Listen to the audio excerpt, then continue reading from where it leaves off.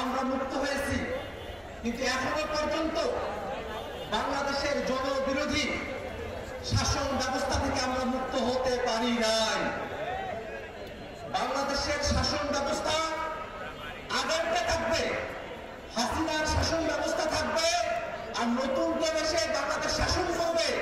এই কারণে 24-এর অভ্যুত্থান হয় নাই। বাংলাদেশে যতগুলো প্রতিষ্ঠান আছে, এই প্রতিষ্ঠানগুলোকে নতুন করে গড়ার লড়াই আমাদের শুরু হয়েছে। বাংলাদেশের বিচার বিভাগ, বাংলাদেশের আইন শৃঙ্খলা বাহিনী, বাংলাদেশের সরকারি কর্ম কমিশন, দুর্নীতি দমন কমিশন, নির্বাচন কমিশন, প্রত্যেকটা প্রতিষ্ঠানকে স্বাধীনভাবে তাদের স্বায়ত্ত শাসন বজায় রেখে, তাদের সাংবিধানিক অথরিটি বজায় রেখে বাংলাদেশে তাদের নিয়োগ কার্যক্রম সম্পূর্ণ হবে। বাংলাদেশি সেই প্রতিষ্ঠানগুলো স্বাধীনভাবে জনস্বার্থের পক্ষে তাদের কার্যক্রম পরিচালনা করবে, এমন সংস্কারই বাংলাদেশের মানুষ প্রত্যাশা করে। ঐক্যমত্য কমিশন সাংবিধানিক কাউন্সিলের পরামর্শ দিয়েছে। অনেকের কাছে সাংবিধানিক কাউন্সিলের কথা অনেক ভারী মনে হয়েছে, সেই অবস্থান থেকে সরে এসে ঐক্যমত্য কমিশন সাংবিধানিক এবং সংবিধিবদ্ধ প্রতিষ্ঠানগুলোতে নিয়োগের জন্য আলাদা একটি স্বতন্ত্র বডির কথা বলেছে, যেখানে সরকারি দলের প্রধানমন্ত্রী, বিরোধী দলের নেতা, তারা সকলে মিলে একখানে বসে বাংলাদেশের সাংবিধানিক এবং সংবিধিবদ্ধ প্রতিষ্ঠানগুলোতে তারা নিয়োগ কার্যক্রম পরিচালনা করবে। যদি বাংলাদেশের বিরোধী দল, সরকারি দল, বাংলাদেশের রাষ্ট্রপতির প্রতিনিধি সকলে মিলে সাংবিধানিক প্রতিষ্ঠানগুলোতে নিয়োগ হয়, নির্বাচন কমিশনে নিয়োগ হয়, দুর্নীতি দমন কমিশনে নিয়োগ হয়, পিএসসিতে নিয়োগ হয়, তাহলে বাংলাদেশের মানুষের আর এক প্রশাসন দেখতে হবে না, আর দলীয় কোনো প্রশাসন দেখতে হবে না।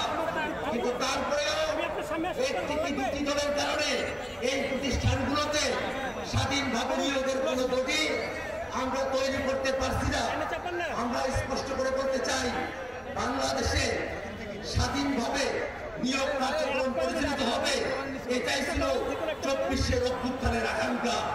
এবং 24-এর অভ্যুত্থানের আকাঙ্ক্ষাকে বাস্তবায়ন করতে বাংলাদেশের মানুষেরা, ঝিনাইদহের মানুষেরা তারা তাদের সর্বোচ্চ শ্রম ব্যয় করবে ইনশাআল্লাহ। আর একটা কথা বলবো, বাংলাদেশের রাজনীতিকে ধর্মের প্রশ্নকে সমাধান হতে দেওয়া হয় নাই। বাংলাদেশের মানুষেরা ধার্মিক মানুষ, ধর্মের অনুভূতি তাদের প্রধান, কিন্তু বাংলাদেশে দীর্ঘ সময় ধরে যারা ধর্মের কথা বলেছে তাদের উপরে নিপীড়ন করা হয়েছে। আবার একই সাথে ধর্মের নাম করে অনেকে ধ্বংসাত্মক কার্যক্রম পরিচালনা করেছে। আমরা জাতীয় নাগরিক পার্টি এনসিপি বাংলাদেশে একটি মধ্যপন্থী রাজনীতি আমরা প্রতিষ্ঠা করতে চাই।